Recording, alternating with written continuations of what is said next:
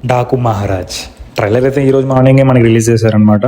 So ఇంకా trailer విషయానికి వచ్చేస్తే దానికంటే ముందు ఎవరైనా మన ఛానల్ కానీ సబ్స్క్రైబ్ చేసుకోకపోతే please make sure to subscribe సినీ మైకమ్ channel for more movie content కోసం. సో ఇంకా ట్రైలర్ విషయానికి వచ్చేస్తే మనకి చాలా సింపుల్ గా చెప్పేస్తాను. సో ఓవరాల్ గా మనకి బాలకృష్ణ గారి మేక్ ఓవర్ కానివ్వచ్చు, ఆయన కమర్షియల్ ఎలిమెంట్స్, ఆయన ప్రతి మూవీలో కనబడే రెగ్యులర్ ప్లాట్ అనేది మనకి కనబడుతుంది. బట్ ఇందులో యూనిక్ గా ఏమన్నా ఉందంటే ఆయన కొంచెం ఆ లుక్స్ పరంగా చాలా డిఫరెంట్ గా అనిపిస్తుంది ఫస్ట్ థింగ్. సో ఇంకా కమర్షియల్ మూవీస్ అంటే మనం ఎక్స్పెక్ట్ చేసేది విలన్ ఏదో ఒక టార్చర్ తోటి జనాలు ఏడిపిస్తా ఉంటాడు. At the point of time లో అక్కడికి హీరో రక్షించడానికి వెళ్తాడు. కాకపోతే కొన్ని స్టేజెస్ వల్ల అక్కడ రెవల్యూషన్ తీసుకుంటున్నప్పుడు కొన్ని పరిస్థితుల వల్ల తను కూడా డిఫెండ్ చేయలేక తను అక్కడ ఒక క్యారెక్టర్ అనేది చనిపోవడం స్టార్ట్ అవుతుంది, మళ్ళీ ఇంకో క్యారెక్టర్ స్టార్ట్ అవుతుంది. సో అది కామన్ గా చూస్తూ ఉంటాం. బట్ ఇందులో కూడా మనకి యూనిక్ గా ప్రజెంట్ చేసింది ఏంటంటే మనకి అటు 2 క్యారెక్టర్స్ ఉన్నాయి అనుకున్న మనకి ఇంకో లుక్ కూడా చూపించారు. కంప్లీట్ గా బియర్డ్ లేకుండా పోలీస్ గెటప్ లో కనబడుతున్నారని తెలుస్తుంది. అదొకటి యూనిక్ గా అనిపించింది. కొన్ని యూనిక్ థింగ్స్ అని బాగా ప్రజెంటేషన్ చేసుకున్నారు. ఒక కమర్షియల్ ఫిలిం ని కమర్షియల్ గా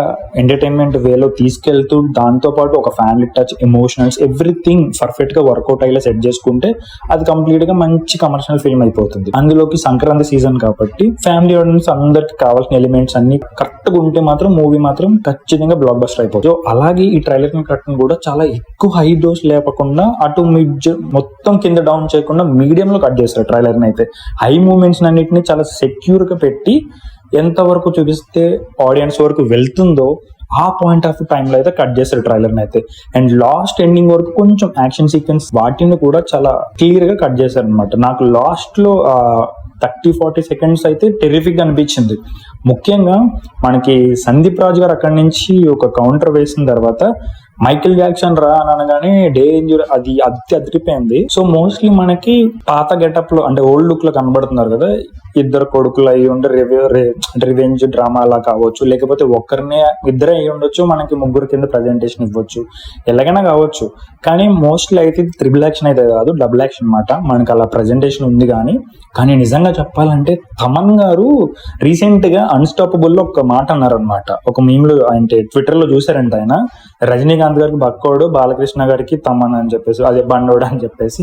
నిజంగా యాక్సెప్ట్ చేయాలి అది విషయాన్ని.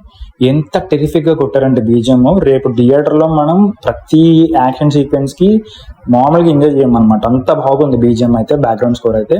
ఆయన ప్రీవియస్ ఫిలిమ్స్ కూడా బాలకృష్ణ గారు వీళ్ళిద్దరు కాంబినేషన్ లో ప్రతిదీ కూడా టెరిఫిక్ గా ఉంటది. దాని నుంచి డబల్ డోస్ కి వెళ్తుంది తప్ప తగ్గట్లేదు ఎక్కడ, అది మాత్రం అనిపించింది. ఇంకా బాబీ గారి విషయానికి వచ్చేస్తే టిల్ ఇప్పుడు వరకు ఆయన చేసిన బెస్ట్ వర్క్ లో నాకు ఇది అనిపించింది అనమాట. చాలా బాగా అనిపించింది. అంటే ఆ ప్రెజెంటేషన్, ప్రొడక్షన్ వాల్యూస్ ని, ఆ బడ్జెట్ ని, బాలకృష్ణ గారికి ఉన్న మాస్ ఫాలోయింగ్ ని చాలా ప్రాపర్ గా యూటిలైజ్ చేసుకున్నారేమో అని నాకైతే అనిపించింది. బాబీ గారిది ఈజ్ ద బెస్ట్ వర్క్ ఇప్పటి వరకు అనిపించింది నాకు ఈ ఫిలిం అయితే.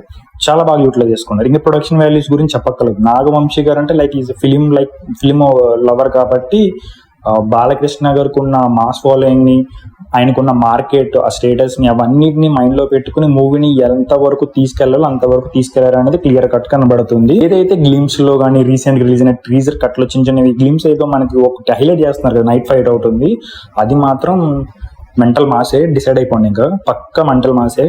డైలాగ్స్ కూడా మనకి ఎక్కువ హైడ్ చేసి పెట్టారు, సూపర్. అసలు మనం థియేటర్ లో ఎంజాయ్ చేసుకోవచ్చు. కంప్లీట్ సంక్రాంతి బొమ్మ అనిపించింది నాకైతే ట్రైలర్ చూసిన తర్వాత. అండ్ ఇప్పటి వరకు రిలీజ్ అయిన సంక్రాంతి ఫిలిమ్స్ లోంచి టూ మూవీస్ నుంచి కంటెంట్ అయితే వచ్చేసింది. గేమ్ చేంజర్ నుంచి అటు డాకు మహారాజ్. ఇంకా నెక్స్ట్ మనకి సంక్రాంతికి వస్తున్నాం, దాని కూడా కంటెంట్ వచ్చేస్తుంది. సో అది కూడా వచ్చేస్తే కంప్లీట్ గా మనకి క్లారిటీ వచ్చేస్తుంది. 3 ఫిలిమ్స్ కూడా commercial films with family entertainment తోటి అయితే ఉంటాయి అనమాట. సో గేమ్ చేంజర్ ఏంటంటే మన పాన్ ఇండియా ఫిలిం కాబట్టి ఈ 2 మూవీస్ కి ఎక్కువ డిమాండ్ మనకి తెలుగు నుంచి అటు టిఎస్ నుంచి ఎక్కువ ఉంటుంది. మన గేమ్ చేంజర్ కంప్లీట్ గా పాన్ ఇండియా ఫిలిం కాబట్టి అన్ని ఆడియన్స్ కి ఎక్కాలి కాబట్టి అలా డిజైన్ చేసి ఉంటారు. ఈ 2 ఫిలిమ్స్ అయితే ఫిక్స్ అయిపోండి మీరు, ప్యూర్ కమర్షియల్ ఫిలిమ్స్ అనమాట. ఎలాంటి మెసేజ్లు అలాంటి ఏముండో, ఎంటర్టైన్మెంట్ పర్పస్, కమర్షియల్ ఎలిమెంట్ ఉంటాయి. ఓవరాల్ గా నాకైతే ట్రైలర్ అయితే చాలా బాగా అనిపించింది.